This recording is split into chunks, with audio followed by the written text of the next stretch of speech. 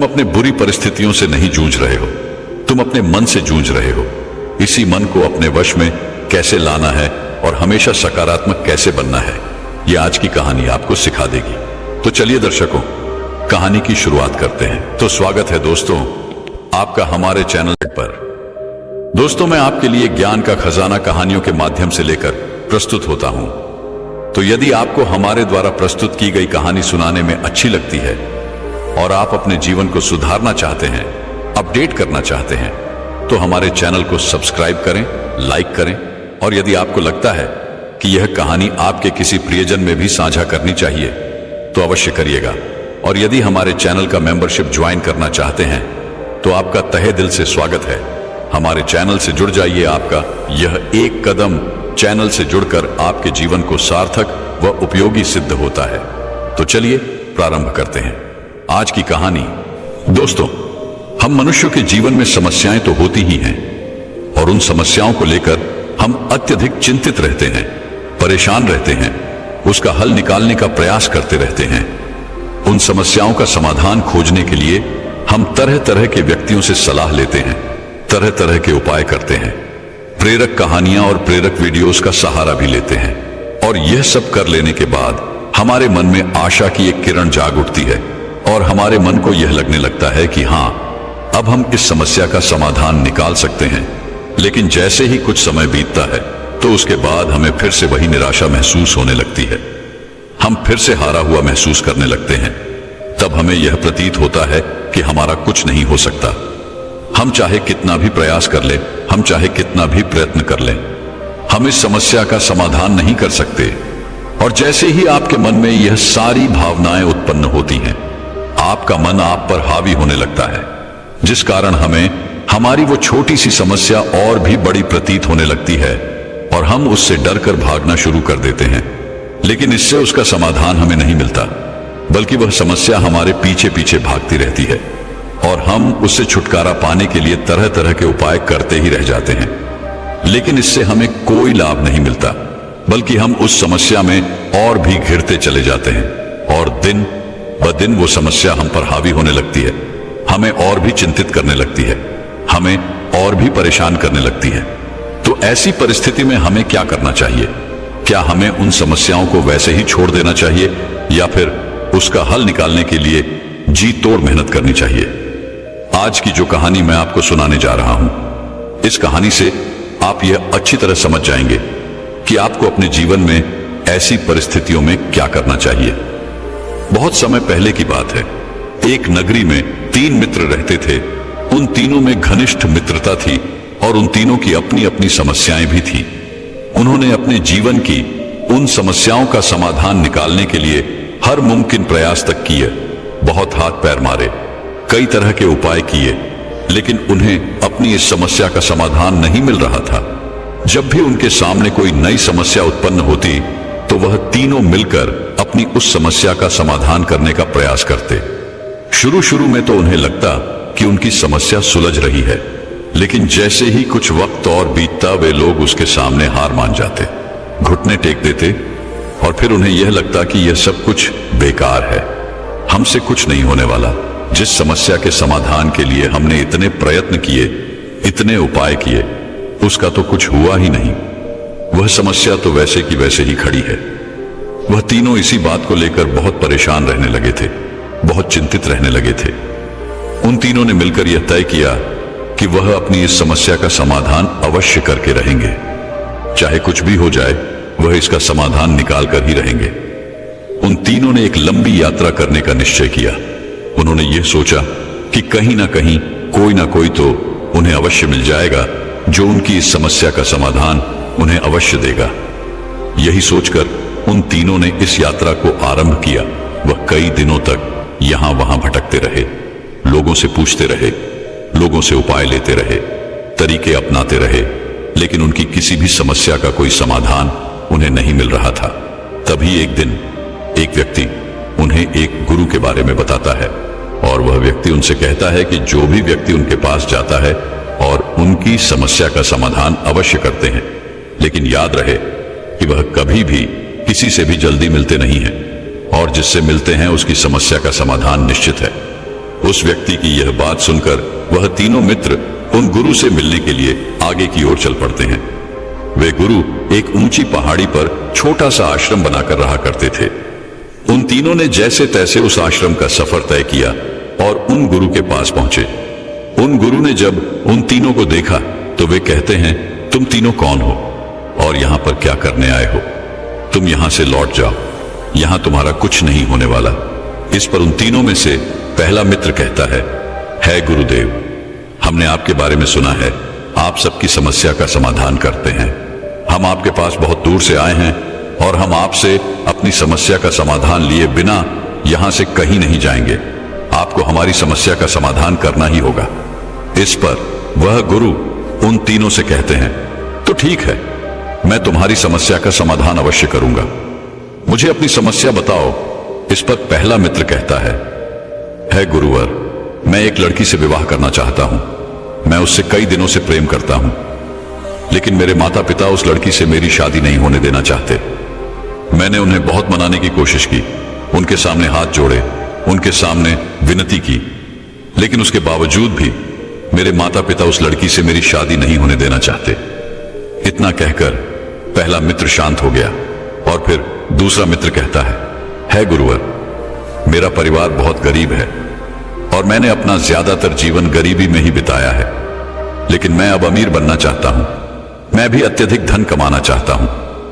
इतना कहकर वह दूसरा मित्र भी शांत हो गया और फिर वह तीसरा मित्र कहता है गुरुदेव, मेरे पास पैसों की कोई कमी नहीं है। मैं पहले से ही बहुत अमीर घराने से हूं, लेकिन मेरे अंदर आलस कूट कूट कर भरा हुआ है। मुझे क्रोध भी बहुत आता है और मैं अब मृत्यु के बहुत करीब हूं। मुझे एक ऐसी गंभीर बीमारी है जिसका इलाज नहीं हो सकता, लेकिन मैं अभी जीना चाहता हूं। अपने जीवन का वह सुख और आनंद पाना चाहता हूं। इतना कहकर वह तीनों मित्र शांत हो गए।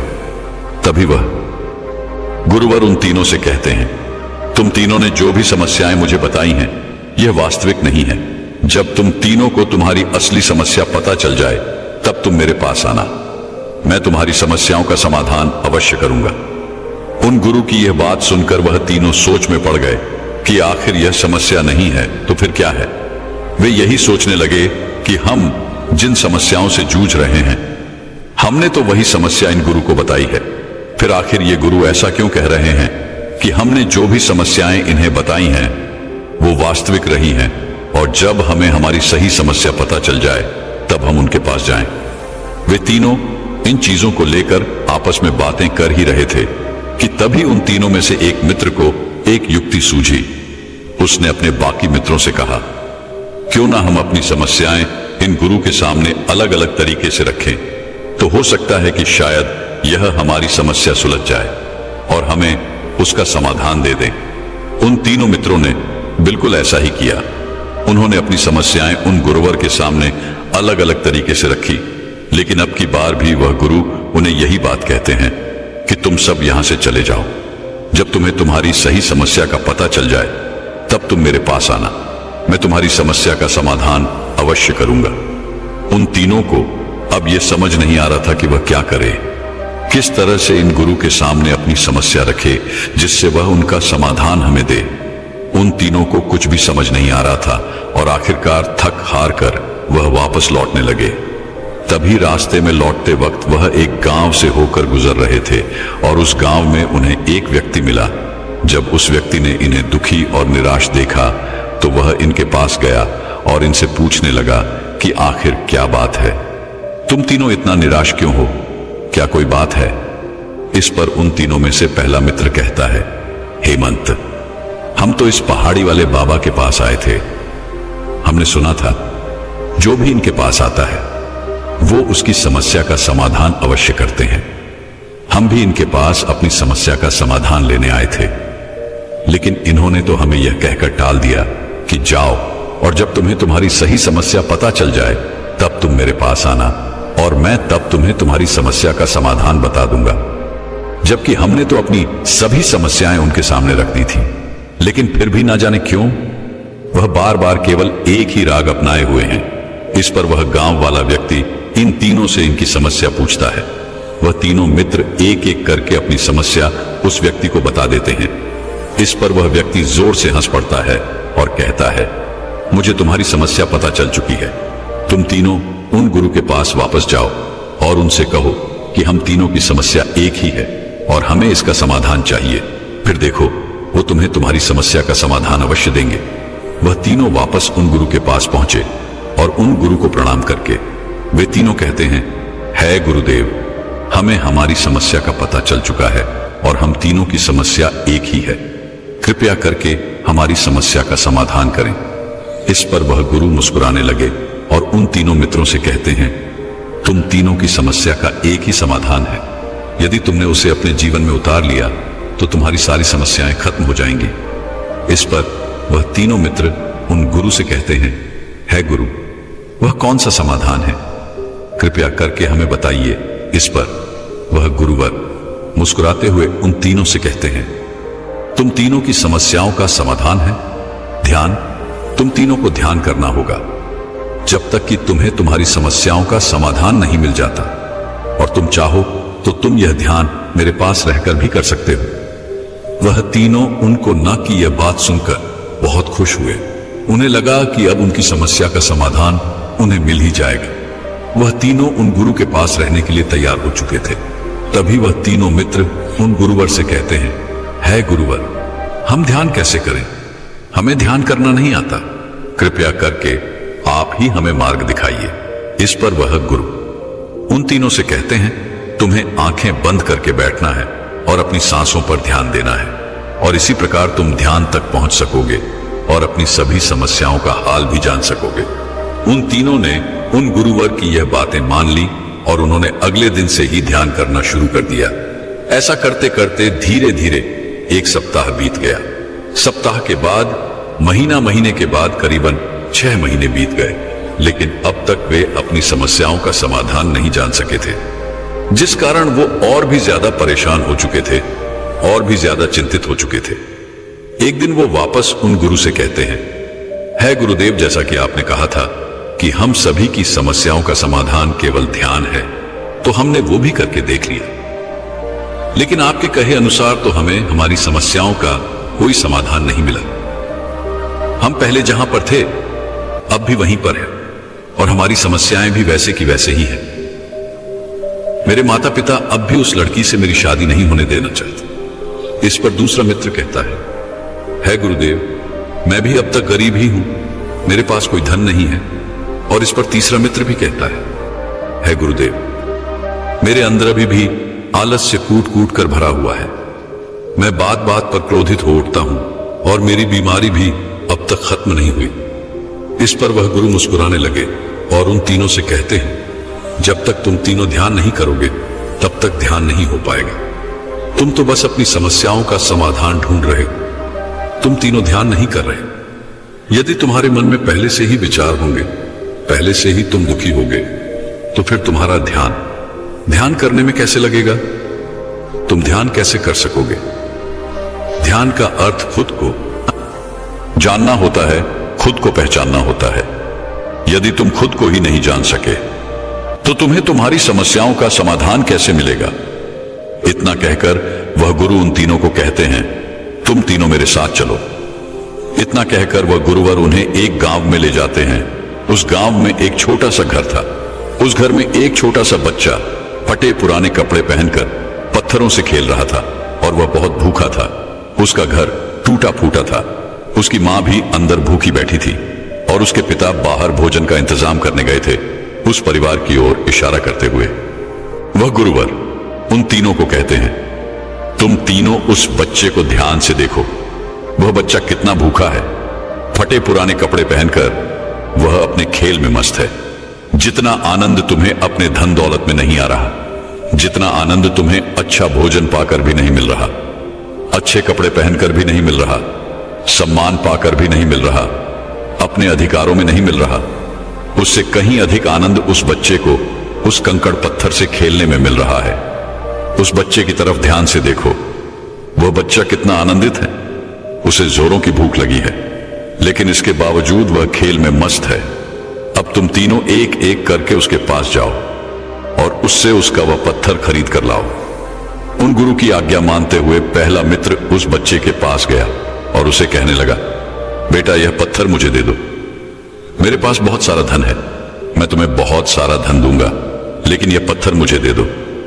इस पर वह बच्चा उस पहले मित्रों को जवाब देते हुए कहता है, नहीं नहीं, मैं आपको नहीं दूंगा, यह मेरा है और मैं यह आपको नहीं दे सकता। उस बच्चे की यह बात सुनकर वह पहला मित्र वापस उन गुरु के पास लौट आया। उसके बाद वह दूसरा मित्र उस गरीब बच्चे के पास जाता है और उस गरीब बच्चे से कहता है, बेटा लाओ, यह पत्थर मुझे दे दो, मैं भी तुम्हारे इतना ही गरीब हूं, मेरे घर में भी खाने के लिए कुछ नहीं है, तुम देख सकते हो कि मैं भी एक गरीब परिवार से हूं, इसीलिए यह पत्थर मुझे दे दो। लेकिन अब की बार भी वह बच्चा नहीं मानता है और दूसरा मित्र भी वापस लौट आता है। अब की बार वह तीसरा मित्र उस बच्चे के पास जाता है और उस बच्चे से कहता है, बेटा यह पत्थर मुझे दे दो, मैं तुम्हें ढेर सारा भोजन ला कर दूंगा। यह बात सुनकर वह लड़का सोच में पड़ गया और कुछ देर सोच विचार करने के बाद वह तीसरे मित्र से कहता है, भैया मुझे 5 रोटी दे दीजिए, 2 रोटी मेरी माता खा लेंगी, 2 रोटी मेरे पापा के लिए और 1 रोटी मैं खा लूंगा, जिससे हमारा पेट भर जाएगा और उसके बाद मैं आपको यह पत्थर दे दूंगा। यह सुनकर वह तीसरा मित्र दौड़ा दौड़ा बाजार की ओर गया और वहां से उसने ढेर सारा भोजन लाया और उस बच्चे को थमा दिया। यह देखकर वह बच्चा बहुत प्रसन्न हुआ। उसने खुशी खुशी वह भोजन लिया और अपने हाथ पर वह छुपाए हुए पत्थर उस तीसरे मित्र के हाथ पर रख दिए। पर ऐसा करते हुए उस बच्चे के मन में उन पत्थरों के प्रति अत्यधिक प्रेम था। वह बहुत प्रेम पूर्वक उन पत्थरों को देख रहा था, जैसे उसके हाथों से उसकी पूरी संपत्ति जा रही हो, जैसे उसके हाथों से उसका खजाना जा रहा हो। उस तीसरे मित्र को उस बच्चे के हाथों से वह पत्थर लेते हुए जरा भी अच्छा नहीं लग रहा था, इसलिए उस तीसरे मित्र ने वह पत्थर उस बच्चे को वापस लौटा दिया और भोजन देकर वह वहां से चला गया और उन गुरुवर के पास पहुंचा। उन गुरु से वह कहने लगा, है गुरुदेव मुझे माफ कीजिए, मैं आपके लिए वह पत्थर नहीं ला सका। इस पर वे गुरुवर उन तीनों से कहते हैं, तुमने देखा एक छोटा सा बालक ऐसे कठिन समय में भी ऐसी चीजों में खुशी ढूंढ ले रहा है जो चीजें तुम्हें बेकार लगती है। वह हर छोटी से छोटी चीज में भी आनंदित है, खुश है, फिर चाहे वह भूखा ही क्यों ना हो, लेकिन उसके पास जो है वह उसमें मस्त है, खुश है। और तुम, जबकि तुम्हारे पास सब कुछ है, उसके बावजूद भी तुम लोग दुखों से मरे जा रहे हो। जो तुम्हारे पास है तुम उसे नहीं देख रहे, बल्कि जो तुम्हारे पास नहीं है तुम उसे देखना चाहते हो, उसे पाना चाहते हो, उसे जानना चाहते हो। यह सुनकर वह तीनों मित्र उन गुरुवर से कहते हैं, है गुरुदेव आप ही हमें बताइए कि हम भला इस बच्चे की तरह कैसे सुखी रह सकते हैं, हम भला हर परिस्थिति में कैसे खुश रह सकते हैं। इस पर वह गुरुवर उन तीनों से कहते हैं, क्या सच में तुम तीनों अपने जीवन में वह आनंद पाना चाहते हो, वह शांति पाना चाहते हो, तो तुम्हें ध्यान करना होगा, क्योंकि ध्यान ही तुम्हें सत्य की ओर ले जा सकता है और सत्य ही तुम्हें शांति प्रदान करेगा, तुम्हें तुम्हारी सभी समस्याओं का समाधान देगा। उन गुरु की यह बात सुनकर उन तीनों के मन में सत्य प्राप्त करने की इच्छा जाग उठी। उन्हें बस अपने आप को जानना था, अपने आप को पहचानना था। वह यह भूल चुके थे कि वह उन गुरु के पास किस समस्या को लेकर आए थे और वह किसका समाधान चाहते थे, और वह तीनों अपनी अपनी साधना में लग गए। लेकिन साधना के वक्त उनके मन में एक और प्रश्न उठा। उन तीनों में से पहला मित्र कहता है गुरुर, जब हम ध्यान कर रहे थे तो उस वक्त मेरे मन में अनेकों तरह के विचार चल रहे थे, अनेकों तरह के विचार ने मुझे घेर लिया था। मैं जितना गहन ध्यान करने का प्रयास करता हूं, उतना ही ज्यादा विचार मुझे परेशान करने लगते हैं। मैं उतना ही ज्यादा उन विचारों में गिरता चला जाता हूं और मुझे निकलने का कोई रास्ता नजर नहीं आता।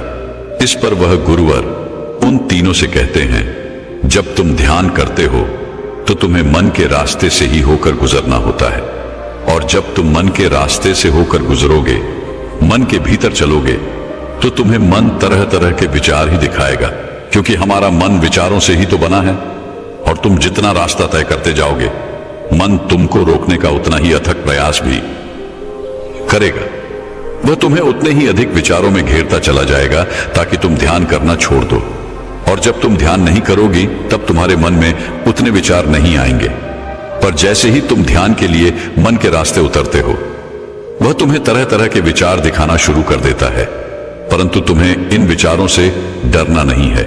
तुम्हें तो इन्हीं विचारों को पार करके आगे जाना है। तुम्हें रुकना नहीं है। और तुम्हारे रास्ते में यदि विचार आ रहे हैं और तुम्हारा मन तुम्हें रोकने का प्रयास कर रहा है, तो इसका अर्थ यह है कि तुम सही रास्ते पर हो। बस तुम्हें आगे बढ़ते जाना है और तुम्हें खुद को जानना है, पहचानना है। उन तीनों ने उन गुरुवर की सारी बातें अच्छी तरह समझ ली और वह ध्यान करने लग गए। धीरे धीरे उन्हें महीनों बीत गए और महीनों के बाद साल। लेकिन अब तक वो अपने आप को नहीं जान पाए थे। उन्हें कुछ भी ज्ञान नहीं हो पाया था। वो इस बात को लेकर अत्यधिक चिंतित रहते, परेशान रहते। उन्हें कुछ समझ नहीं आ रहा था कि आखिर वह क्या करें। तभी वह गुरु उन तीनों से कहते हैं, तुम्हारा मन तुम्हारे साथ खेल खेल रहा है। तुम्हारा मन तुम्हें दुखों की ओर खींच रहा है और दुखी मन कभी भी दया नहीं कर सकता। वह तो समस्याओं में ही उलझा रह जाता है। जैसे कि अब तुम्हारी समस्या यह है कि तुम करीबन 1 साल से ध्यान कर रहे हो, लेकिन तुम ध्यान को प्राप्त नहीं कर सके। इतना समय बीत चुका है और तुम अपने आप को अब तक जान नहीं पाए। तभी वह गुरु व उन तीनों को आकाश की ओर इशारा करते हुए कहते हैं, देखो उस आकाश की ओर देखो। उस आकाश में बादल मंडरा रहे हैं। उन बादलों को अपना दुख समझो, मन की चाल को समझो, जो सूर्य के प्रकाश को तुम तक आने से रोक रहा है। क्या तुम इन बादलों को रोक सकते हो? क्या तुम इन बादलों को हटा सकते हो? क्या तुम इनका कुछ कर सकते हो? इस पर वे तीनों मित्र उन गुरु से कहते हैं, नहीं गुरुवर, हम इस बादल का कुछ नहीं कर सकते। इस पर वह गुरुवर कहते हैं, तुमने ठीक कहा, तो फिर तुम इतना परेशान क्यों हो? तुम्हें तो यह देखना चाहिए कि कितने सुंदर बादल है और कितना सुंदर दृश्य है। तुम्हें तो इसका आनंद लेना चाहिए। दुखी होना छोड़कर तुम्हें इस पल का आनंद उठाना चाहिए। उन गुरुवर की ये सारी बातें उन्हें अच्छी तरह समझ में आ चुकी थी। उन्होंने फिर से ध्यान करना शुरू किया और धीरे धीरे वह ध्यान में उतरते चले गए। उनके मन में शांति होने लगी। उनकी समझ बढ़ने लगी और समझ बढ़ते बढ़ते उनका चीजों को देखने का नजरिया भी पूरी तरह से बदल चुका था। उनमें सत्य देखने की दृष्टि उत्पन्न हो चुकी थी। अब वह जब भी ध्यान करने बैठते तो बहुत तेजी से ध्यान में उतर जाते और उन्होंने अब इसका इतना प्रयास कर लिया था कि अब सत्य को प्राप्त भी कर चुके थे। तभी एक दिन वह गुरुवर उन तीनों के पास आए और उनसे कहने लगे, बताओ अब तुम्हारे जीवन में क्या समस्या है? तुम्हारी समस्या का समाधान अभी देता हूं। इस पर पहला मित्र कहता है गुरुदेव, जिसे मैं प्रेम समझ रहा था वह तो वासना थी, लगाव था, आदत थी जिसमें मैं सुख ढूंढ रहा था। वह तो खुद एक दुख का सागर था। तभी अगला मित्र कहता है गुरुदेव, जिसके पास जीवन है, जो स्वस्थ है, जो अनुभव कर सकता है, सोच समझ के साथ जी सकता है, वह अमीर है और बाकी सब गरीब है। जो जितना ज्यादा धनी है वह अमीर है, ऐसा उनका भ्रम है। वास्तविक तौर पर तो वह उतना ही ज्यादा दुखी है, परेशानियों से घिरा हुआ है और उतना ही गरीब है। आगे वह तीसरा मित्र कहता है गुरुदेव, जीवन के पहले और जीवन के बाद गहरी नींद है, पर जो इस समय पर भी आलस्य में डूबा रहता है वह कर्महीन है। ऐसे व्यक्ति अपने लिए नरक का निर्माण करते हैं। जो जाग रहा है, जो जागरूक है, उसे इस जीवन का आनंद मिलता है, और जो सो रहा है उसे केवल दुख। आगे वह कहता है कि जो खुद को ठीक से नहीं समझ पाते, जिनका खुद पर कोई नियंत्रण नहीं है, ऐसे नासमझ लोग अपने कर्मों के कारण क्रोध उत्पन्न करते हैं और यही क्रोध हमें नष्ट कर देता है। यही क्रोध हमारे विनाश का कारण भी बनता है। यही क्रोध हमारी सोच समझ को खा जाता है। हमारे अंदर जो ऊर्जा है उसे भी यह नष्ट कर देता है। लेकिन मनुष्य के जीवन में शांति ही परम सत्य है। क्रोध, भ्रम, ये सब झूठ है। आगे वह कहता है गुरुदेव, मैं बीमार हूं पर अब भी जीवित हूं। मृत्यु तो कभी भी किसी को भी आ सकती है, लेकिन जो वर्तमान में जी रहा है वह मृत्यु से कभी नहीं डरता, क्योंकि वह हर एक पल को भरपूर जी रहा है। वह अपने आप में संपूर्ण होता है। उसके मन में न तो कोई इच्छाएं होती हैं, ना ही कोई कामना और ना ही कोई वासना। वह हर पल, हर दिन एक नया जीवन जीता है। उसके लिए हर दिन नया है, खास है। इन तीनों की यह बातें सुनकर वह गुरुवर मुस्कुराने लगे और उन तीनों से कहते हैं, तो इसका अर्थ क्या हुआ? तो क्या तुम तीनों की समस्याएं समाप्त हो चुकी हैं? क्या तुम्हें तुम्हारी समस्याओं का समाधान मिल चुका है? इस पर वह तीनों कहते हैं, है गुरुदेव, वो तो समस्याएं थी ही नहीं, बस हम ही उसे समस्या समझ रहे थे। हमारे अंतर्मन में जो भी उथल पुथल होती है वही हमें समस्या लगती है, वही हमें समस्या के रूप में दिखाई पड़ती है, और हम मोह माया, जीवन मरण, धन दौलत, प्राण प्रतिष्ठा, मान सम्मान में ऐसे उलझ जाते हैं कि हमें और कुछ नजर नहीं आता। हम इस जीवन को भी समझ नहीं पाते, हम अपने आप को समझ नहीं पाते, अपने आप को देख नहीं पाते, अपने आप को जान नहीं पाते।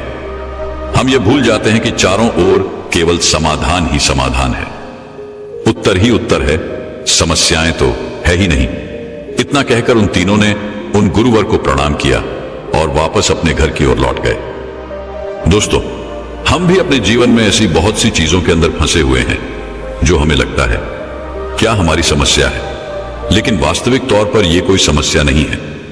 समस्याएं तो हम खुद खड़ी करते हैं। और अगर आपके सामने भी ऐसी कोई समस्या है तो इसका सत्य भी यही है कि आपकी इन समस्याओं का समाधान केवल दो ही लोग कर सकते हैं, एक तो है समय और दूसरा आप खुद।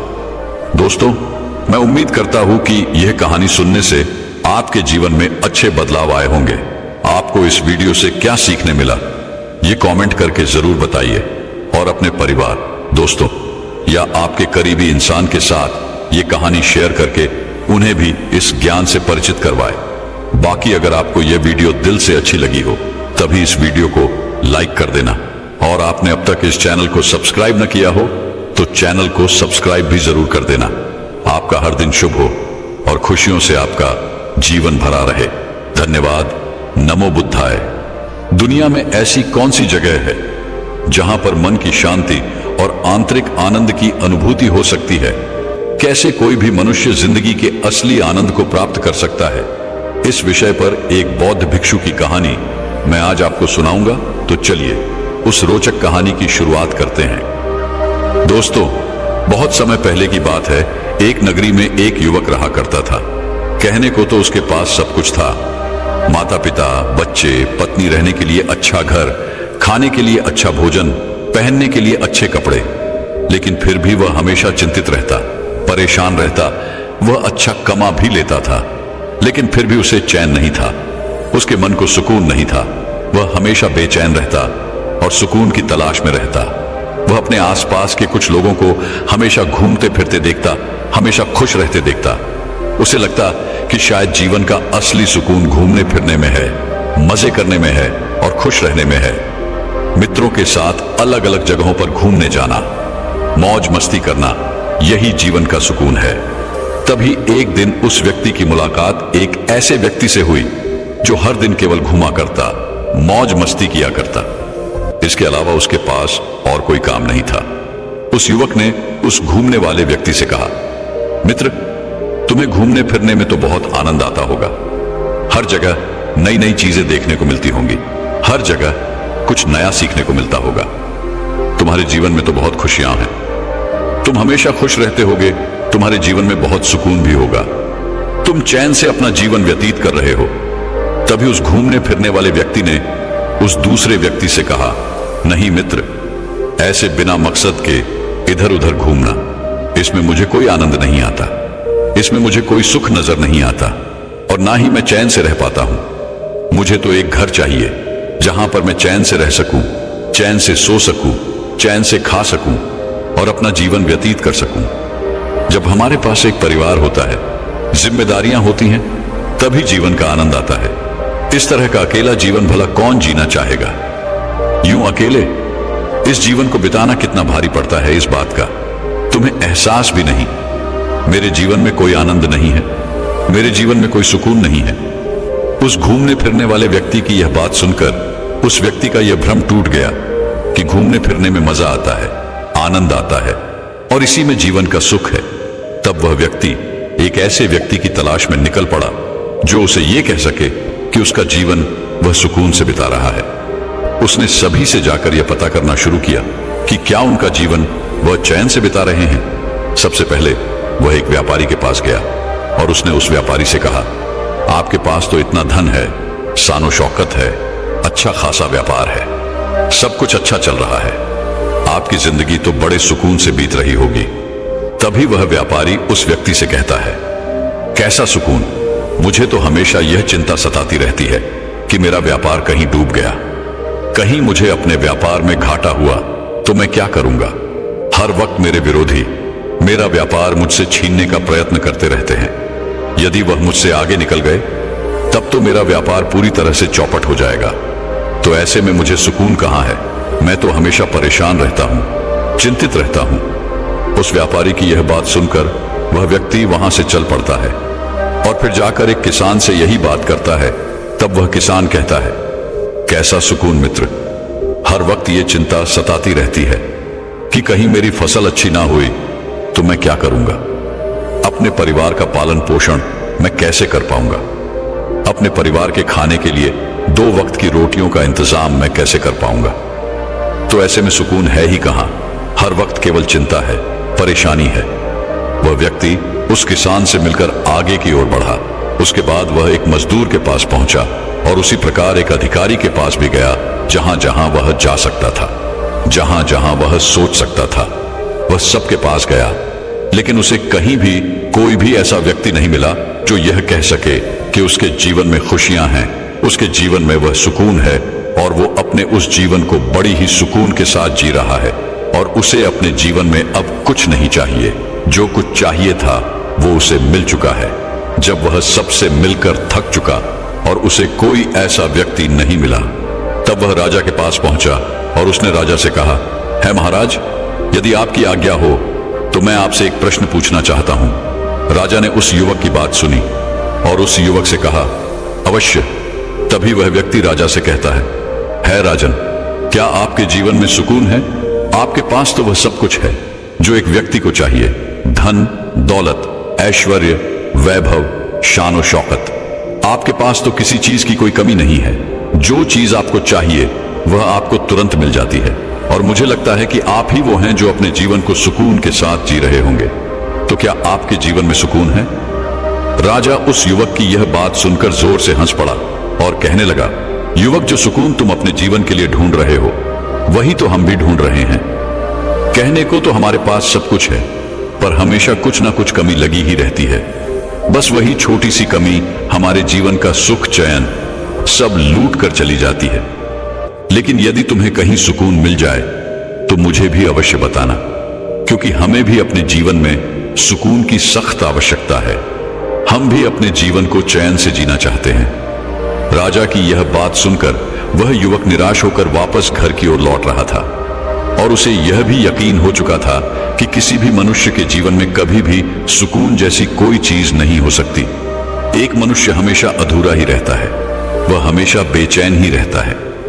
उसकी इच्छाएं कभी पूरी नहीं हो सकती, वह कभी भी तृप्त नहीं हो सकता।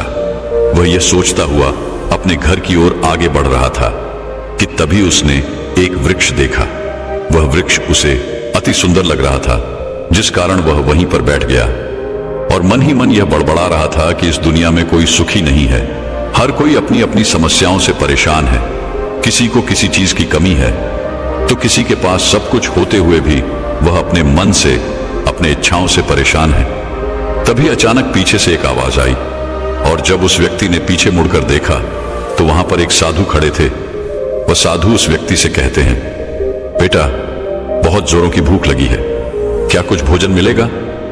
तभी वह युवक उन साधु से कहता है महाराज, आप जितना कहेंगे मैं आपको उतना भोजन दूंगा, लेकिन उससे पहले आपको मेरे एक सवाल का जवाब देना होगा। उन साधु ने कहा, पूछो, तुम क्या जानना चाहते हो? तभी वह युवक उन साधु से कहता है महाराज, मैं तो बस इतना जानना चाहता हूं कि क्या इस सृष्टि में कोई ऐसा व्यक्ति है जिसके जीवन में सुकून है? मैंने बहुत तलाश की, मैंने कई लोगों से बात की, उनके बारे में जाना, उनके जीवन के बारे में जाना, लेकिन हर कोई एक ही बात कहता है कि वह अपनी कुछ ना कुछ समस्याओं से हमेशा परेशान ही रहते हैं। उन्हें एक पल के लिए चैन नहीं है। यहां तक कि मैं राज्य के राजा के पास भी गया था, उन्होंने भी यही बात कही कि किसी न किसी चीज की कमी के कारण हमेशा मन बेचैन रहता है। इसे एक पल के लिए चैन नहीं रहता।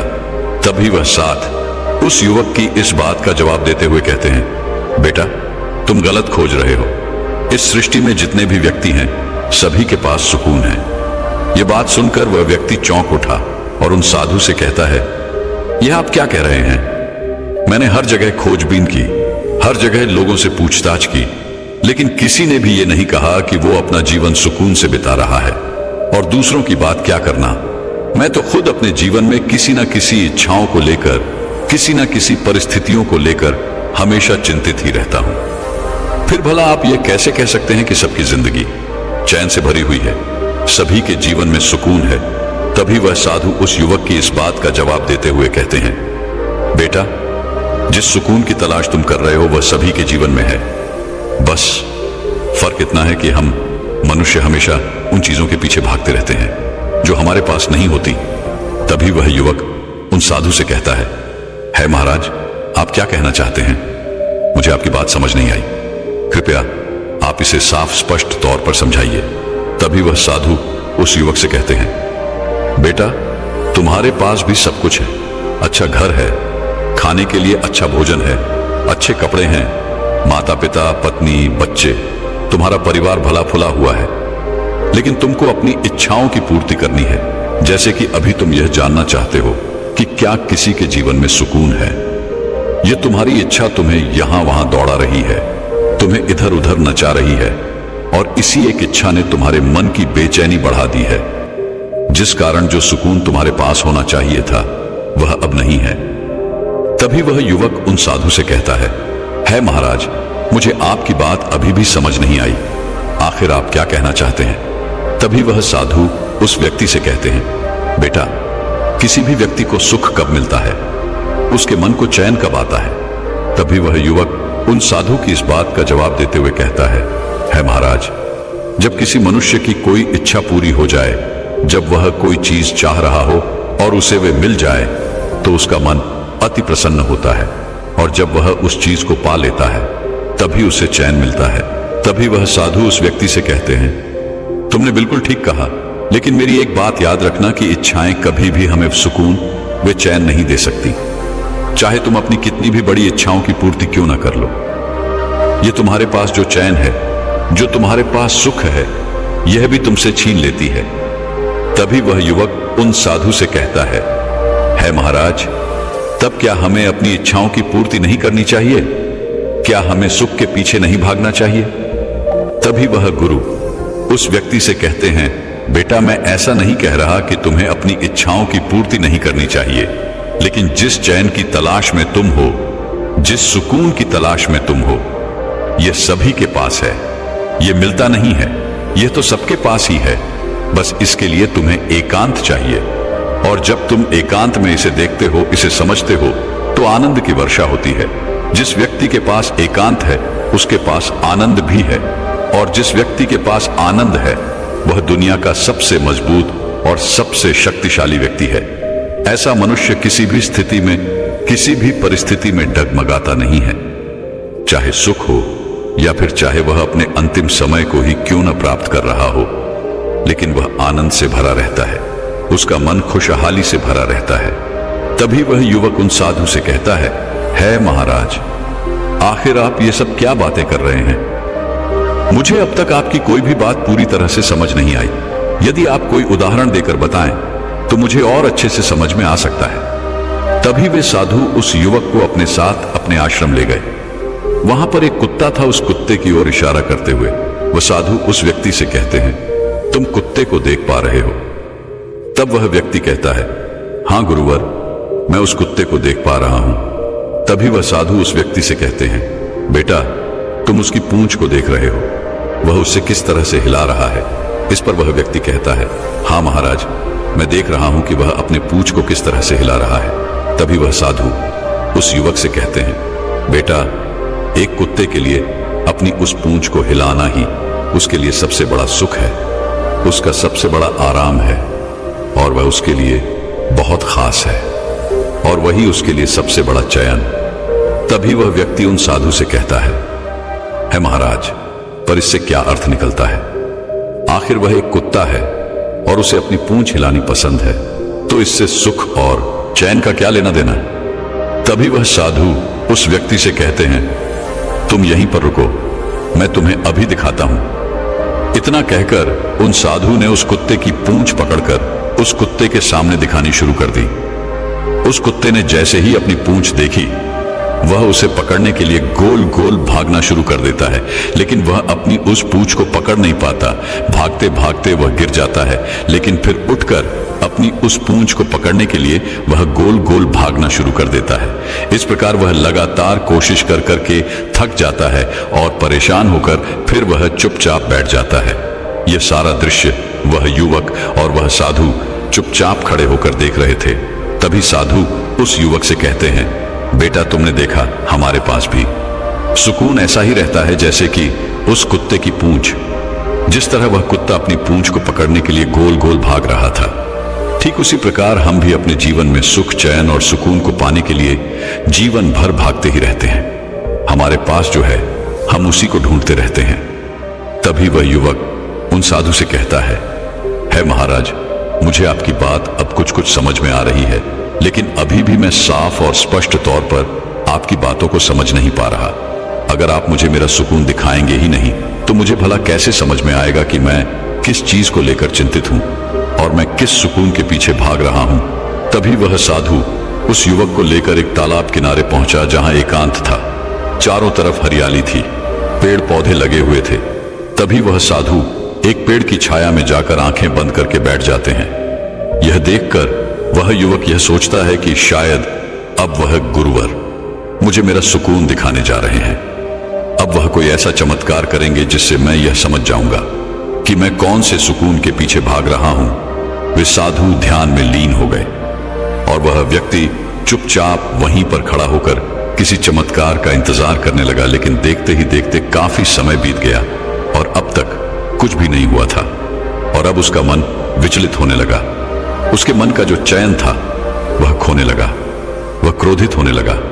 उसने यह सोचा कि मैं आखिर कब से यहां पर खड़ा हूं और यह साधु बैठकर आंखें बंद करके मजे से पेड़ की छाया ले रहे हैं। उसने उन गुरुवर से कहा, है गुरुवर, आप ये क्या कर रहे हैं और आप आंखें बंद करके क्यों बैठे हैं? आपने तो यह भी नहीं बताया कि आप मुझे यहां पर क्यों लाए हैं। जब आप मुझे यहां पर लाए थे तो मुझे लग रहा था कि अब मैं अपने आप को जान पाऊंगा, मैं किस चीज के पीछे भाग रहा हूं, मेरा सुकून किस में है, मैं ये देख पाऊंगा। लेकिन आप तो यहां पर आकर खुद ही पेड़ की छाया में बैठकर आंखें बंद करके पता नहीं किस चीज का आनंद ले रहे हैं। लेकिन वह साधु कुछ नहीं कहते, उस युवक की किसी बात का जवाब नहीं देते। यह देखकर वह युवक अत्यधिक क्रोधित होता है और उनसे न जाने क्या क्या कहने लगता है।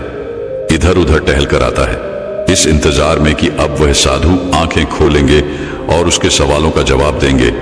लेकिन देखते ही देखते समय बीतता जा रहा था और काफी समय के बाद अब उस व्यक्ति को प्यास लग चुकी थी। उसने पासी के तालाब से पानी पिया और एक पेड़ की छाया में जाकर वह बैठ गया। काफी देर के बाद भी जब उन साधु ने अपनी आंखें नहीं खोली तो उसे बैठा नहीं रहा गया। वह वहीं पर लेट गया, आकाश की ओर देखने लगा और उसने यह भी उम्मीद छोड़ दी थी वे साधु उसके किसी भी सवाल का कोई जवाब देंगे। वह चुपचाप होकर केवल लेटा रहा। तभी अचानक कुछ समय बाद उसे कुछ आवाजें सुनाई देने लगी। पक्षियों की आवाज, जानवरों की आवाज, पानी की आवाज, हवाओं के बहने की आवाज, जिसे सुनकर उसे बड़ा आनंद आ रहा था, उसे बड़ा चैन मिल रहा था। यह सुनते सुनते उसका मन पूरी तरह से शांत हो गया और उसे नींद आ गई। कुछ समय बाद जब उसने आंखें खोली तो उसने देखा कि वह साधु उसके पास ही खड़े हैं और उठते ही उस युवक ने उन साधु से कहा, है महाराज, आपने तो मुझे मेरा सुकून दिखाया ही नहीं। मैं इतनी देर से परेशान हो रहा था, लेकिन आप हैं कि आंखें खोलने का नाम ही नहीं ले रहे थे। तभी वह गुरु उस व्यक्ति से कहते हैं, बेटा, तुम अब परेशान हो रहे हो, लेकिन क्या इसके पहले तुम्हें आनंद की अनुभूति नहीं हुई? क्या तुम्हें वे सुख, वे चैन, वे सुकून नहीं महसूस हुआ? तभी वह युवक उन साधु से कहता है महाराज, आप सही कह रहे हैं। जब मैं लेटा हुआ था तब मुझे बड़ा ही चैन मिल रहा था। मेरा मन बिल्कुल शांत था और मुझे आनंद की अनुभूति हो रही थी। तभी वह साधु उस युवक से कहते हैं, बेटा, इसे ही तो सुकून कहते हैं। लेकिन जिस सुकून को तुमने महसूस किया यह केवल बाहर की ओर ही दिखाई पड़ता है, और इस समय बाहर एकांत ही था। तुम्हारा शरीर थक चुका था, तुम और कुछ नहीं कहना चाहते थे, तुम आराम करना चाहते थे। तुम्हारा मन अब और कुछ नहीं सोचता था, जिस कारण तुमने उस आनंद को महसूस किया जो हमेशा हमें केवल एकांत में ही मिलता है। लेकिन जैसे ही तुम अपने नींद से बाहर आए, तुम्हारे मन में फिर वही सवाल खड़ा हो गया। फिर तुम उसी तलाश के लिए तैयार हो गए, जिस कारण तुम्हारे मन में फिर से वही जिज्ञासा उठने लगी कि आखिर वह सुकून कहां पर है।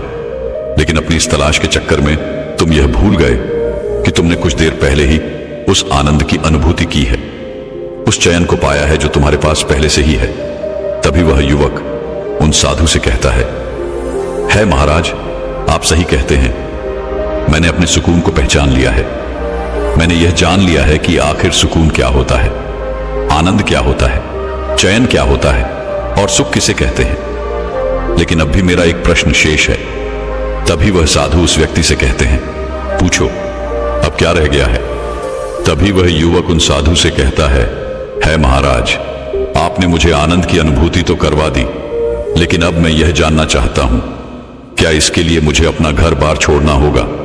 क्या मैं अपना हर कार्य छोड़कर किसी एकांत जगह पर या किसी तालाब के किनारे जाकर इस तरह से बैठा रहा हूं? इससे तो मेरा जीवन नहीं चलने वाला, और अगर ऐसा ही है तो फिर से मैं कभी भी उस आनंद की अनुभूति नहीं कर पाऊंगा। तभी वह साधु मुस्कुराने लगे और उस व्यक्ति से कहते हैं, बेटा, जिस आनंद की अनुभूति तुमने की थी वह तो केवल कुछ पलों का था, और वह बाहर की ओर था, और वह आनंद बाहर की परिस्थितियों पर निर्भर करता था। लेकिन जिस एकांत की तुमने अनुभूति की थी, यदि तुम उसे अपने भीतर की ओर उतार लो तो तुम हमेशा ही अपने उस सुकून को पा सकते हो, उस आनंद की अनुभूति कर सकते हो। उसके बाद तुम चाहे कहीं भी रहो, चाहे भीड़ में ही क्यों ना रहो, इस संसार के सारे कार्य करते हुए भी तुम हमेशा एकांत में रहोगे, सुकून से रहोगे। तब तुम जो भी करना चाहोगे वह तुम अवश्य कर पाओगे, क्योंकि जिस काम में आनंद होता है, सुकून होता है, एकांत में जो भी कार्य किया जाता है वह हमेशा सफल होता है। तभी वह व्यक्ति उन साधु से कहता है महाराज, पर भीतर की ओर कैसे उतरा जाता है? मैं भीतर की ओर अपने इस आनंद की अनुभूति को कैसे प्राप्त कर सकता हूं? तभी वह साधु उस व्यक्ति से कहते हैं, बेटा, इसका केवल एक ही मार्ग है, और वह है ध्यान। ध्यान करके तुम अपने भीतर की ओर उतार सकते हो, अपने आप को और अच्छी तरह से जान सकते हो, पहचान सकते हो, अपने आनंद की अनुभूति भी कर सकते हो।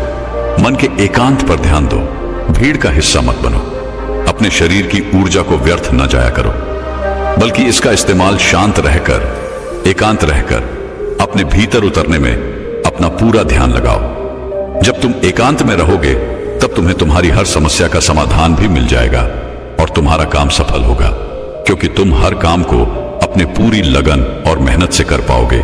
और यदि तुम किसी लक्ष्य को पाना चाहते हो तो यही ध्यान तुम्हें तुम्हारे लक्ष्य तक पहुंचाने में तुम्हारी मदद भी करेगा। तुम जीवन की उन हर सफलताओं को हासिल कर सकोगे जो तुम चाहते हो।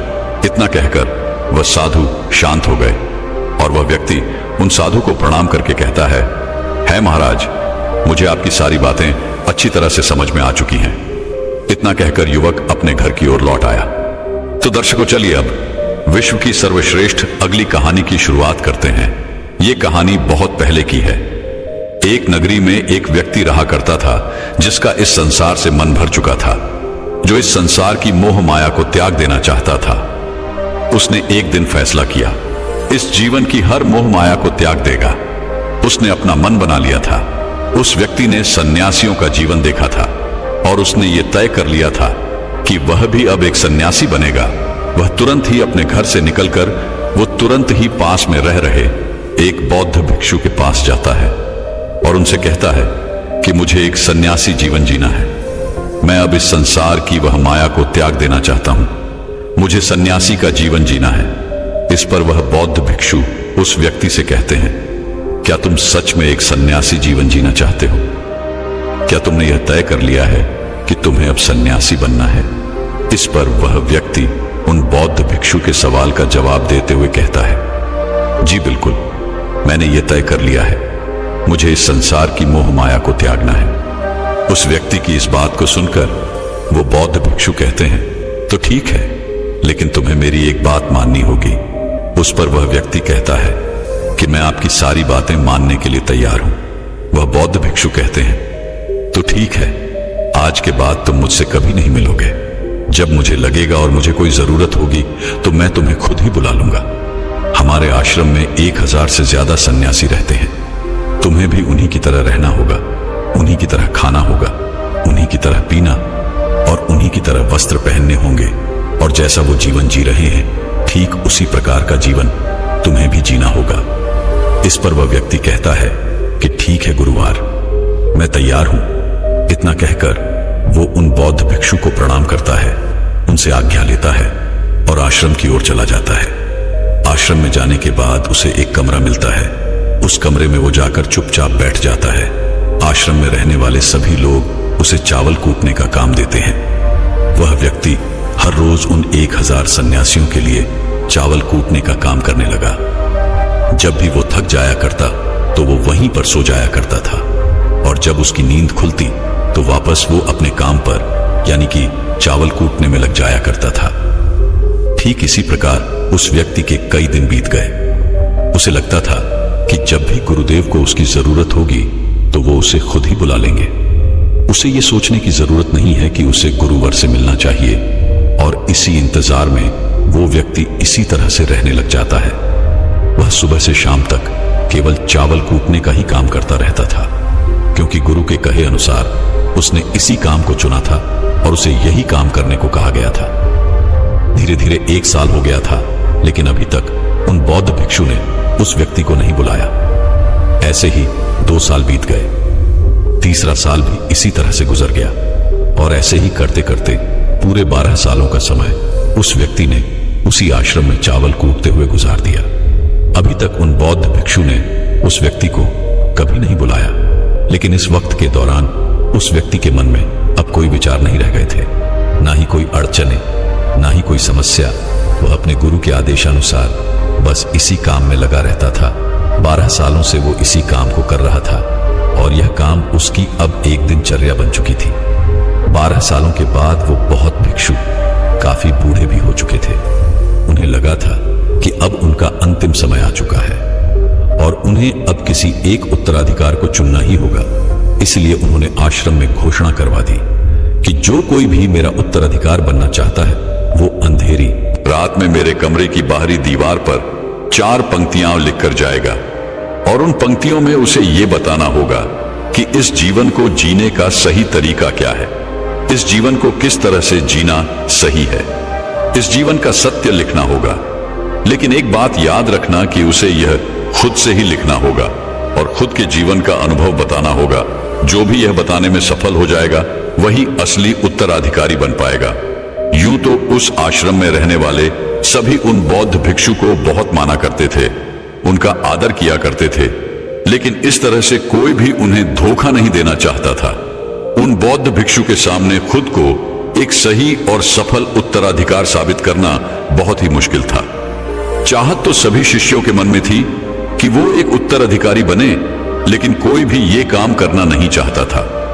लेकिन उन 1000 शिष्यों में से एक ऐसा विद्वान शिष्य था जिसने हिम्मत की और अंधेरी रात में जाकर गुरुवर के कमरे के बाहर की दीवार पर यह लिख दिया कि मन एक दर्पण की तरह है जिसमें धूल जम जाती है।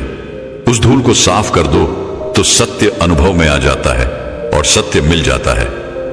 यह 4 पंक्तियां उस शिष्य ने बड़ी ही हिम्मत के साथ अपने गुरुवर की कमरे की बाहरी ओर लिख दिया। अगली सुबह जब वो बौद्ध भिक्षु उठे और अपने कमरे से बाहर आए तो उन्होंने ये 4 पंक्तियां पढ़ी और उन्होंने कहा कि आखिर किस मूर्ख ने मेरी दीवार को खराब कर दिया है, उसे पकड़कर अभी मेरे पास लेकर आओ। जब आश्रम में सभी लोगों ने पता किया तो यह पता चला कि वह विद्वान शिष्य रात को ही इन 4 पंक्तियों को लिखने के बाद आश्रम छोड़कर चला गया है, क्योंकि यह विचार उसके अपने नहीं थे और उसने जाते जाते अपने मित्रों से यह भी कह दिया था कि अगर सुबह गुरुवर को मेरी ये 4 पंक्तियां पसंद आई तो तुम मुझे बता देना, और अगर इन 4 पंक्तियों को पढ़ने के बाद गुरुवर नाराज होते हैं, क्रोधित होते हैं, तो उन्हें मेरा पता कभी मत बताना। यह सब देख उस आश्रम के सभी लोग बड़े ही चिंतित हो गए थे। उन्हें समझ नहीं आ रहा था कि इतनी अच्छी 4 पंक्तियां तो लिखी गई थी, फिर आखिर गुरुवर नाराज क्यों हो रहे हैं? इतने सत्य शब्द यहां पर लिखे गए हैं कि मन एक दर्पण की तरह है जिसमें शब्दों और विचारों की धूल जम जाती है। अगर उसे साफ कर दें तो सत्य का प्रतिबिंब हमें दिखाई देने लगता है। भला इसमें कुछ गलत क्या लिखा गया है जो गुरुवर इतना क्रोधित हो रहे हैं? गुरुवर कुछ ज्यादा ही सख्त लगते हैं। देखते हैं कि गुरुवर को ऐसा उत्तराधिकारी कहां से मिलता है जिसके पास इससे भी उच्च विचार होंगे। पूरे आश्रम में सभी लोग बस यही बातें कर रहे थे कि आखिर गुरुवर को उनका मन पसंदीदा उत्तराधिकार कहां से मिलेगा। उस आश्रम में रहने वाले 4 शिष्य आपस में यही बातें कर रहे थे और वह यह बातें करते करते उस चावल कुटने वाले व्यक्ति के पास से गुजर जाते हैं। वह व्यक्ति ये सारी बातें सुन लेता है और जोर जोर से हंसने लगता है। वे चारों ये देख उस व्यक्ति से पूछते हैं कि इसमें हंसने वाली बात क्या है? तुम्हें इसमें क्या गलत लगा कि तुम्हें इस पर हंसी आ रही है? इस पर वह व्यक्ति जवाब देते हुए कहता है कि गुरुवर सही तो कह रहे हैं, किसी ना समझने ही ये सब लिखा होगा। यह सुन वो चारों शिष्य क्रोधित हो जाते हैं और उस व्यक्ति से कहते हैं कि तुम्हें क्या पता, तुम तो 12 सालों से सिर्फ चावल ही कूट रहे हो। तुम्हें किस बात का ज्ञान है? ना ही तुम्हें शास्त्रों का ज्ञान है और ना ही तुम्हें गुरुवर ने कभी भी कोई ज्ञान दिया है। फिर तुम्हें क्या पता है? अगर तुम्हें इतना ही ज्ञान है तो तुम ही कोई अच्छे शब्द क्यों नहीं बता देते? वह व्यक्ति हंसते हुए कहता है कि ठीक है, मैं जरूर बता दूंगा, लेकिन इतने सालों से मैं चावल कूट रहा हूं तो मुझे लिखने की आदत अब नहीं रही। मैं लिखना भूल गया हूं। मैं बातें तो बता दूंगा लेकिन किसी को लिखना पड़ेगा। और यह भी याद रखना कि मुझे उत्तराधिकारी बनने का कोई शौक नहीं है और अगर किसी ने मुझे यह उपाधि देनी भी चाहिए तो मैं इसे ग्रहण नहीं करूंगा। मैं अपने कान पकड़ता हूं लेकिन इन विचारों को कभी नहीं बताऊंगा। इस पर वो चारों शिष्य कहते हैं कि ठीक है, तुम्हें यह उपाधि कोई नहीं देगा, लेकिन वो क्या शब्द है? तुम बताओ तो सही, हम लिखते हैं। इस पर वह व्यक्ति कहता है कि अच्छा ठीक है, तब लिखो जो मैं कह रहा हूं। कैसा दर्पण, कैसी धूल, ना कोई दर्पण ना कोई धूल। जो इसे जान लेता है वो सत्य को प्राप्त हो जाता है। यह बात गुरु के कानों में पड़ जाती है। आधी रात को वह गुरु व उस चावल कूटने वाले व्यक्ति के पास आते हैं और उसे कहते हैं कि तुम यहां से चले जाओ, वरना यहां पर रहने वाले आश्रम के सभी 1000 लोग तुम्हें छोड़ेंगे नहीं। ये मेरा चोगा ले लो। तुम मेरा उत्तराधिकारी बनना चाहो या फिर ना चाहो, इससे कोई फर्क नहीं पड़ता कि तुम उत्तराधिकारी बनो या ना बनो। लेकिन जो शब्द तुमने कहे थे वही शब्द असली सत्य है और जीवन के अनुभव को दर्शाते हैं। इसलिए मन ही मन मैंने तुम्हें अपना उत्तराधिकारी मान लिया है। और अगर यह बातें इन 1000 आश्रम के लोगों तक पहुंच जाएगी तो फिर ये लोग तुम्हें छोड़ेंगे नहीं। ये लोग बर्दाश्त नहीं कर पाएंगे कि एक चावल कुटने वाला व्यक्ति उत्तराधिकारी भला कैसे बन सकता है, जिसे शास्त्रों का भी कोई ज्ञान नहीं है। वह भला कैसे सत्य को प्राप्त कर सकता है? वह भला आत्मज्ञान को कैसे प्राप्त कर सकता है? और यहां पर शास्त्र जाने वाले सभी लोग सिर्फ सर पीटते रह जाएंगे। इसलिए तुम यहां से चले जाओ और कहीं और अपनी दुनिया बनाओ। इस पर महात्मा बुद्ध ने भी अपने एक शिष्य से कहा था कि जब तुम्हारे मन के सारे विचार शांत हो जाएंगे, तुम्हारे भीतर विचार आना बंद हो जाएंगे, उस दिन तुम्हें सत्य का अनुभव हो जाएगा। तुम सत्य का अनुभव करोगे और खुद को और इस ब्रह्मांड को भी समझ पाओगे। और यही बुद्धत्व प्राप्ति का पहला कदम है। मन को शांत करने का पहला तरीका जो बोध ग्रंथों में बताया गया है वह है खुद के विचारों पर काम करना। इन्हें अच्छे से समझना कि आखिर आपके अंदर कौन से विचार उत्पन्न हो रहे हैं, आपके अंदर आखिर क्या चल रहा है।